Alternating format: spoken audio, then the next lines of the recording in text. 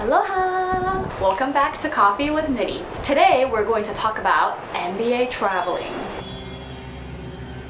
Actually, you won't be hearing a lot of talking today because today I actually just wanted to share a very special trip that never really made it to the public when I was doing my MBA at MIT Sloan. And as you can see, it's February now and I'm currently in Hawaii.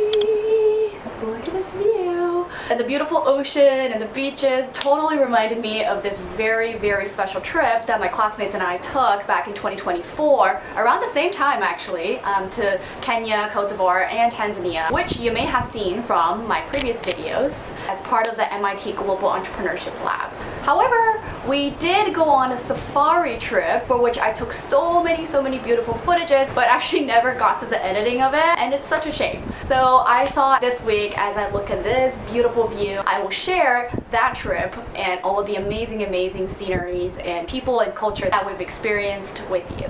And if you have watched some of my previous videos or know anyone who has done their MBA, you might notice that traveling is such a big part of the experience. And that's partly because you have so much flexibility time compared to when you're working full-time, but also because you're surrounded by all of these classmates who come from very different cultures, religions, and parts of the world. Having access to their hometowns or the trips that will take you through their culture is just such a special memory. And that's why I think a lot of people do take advantage of that while they're in school.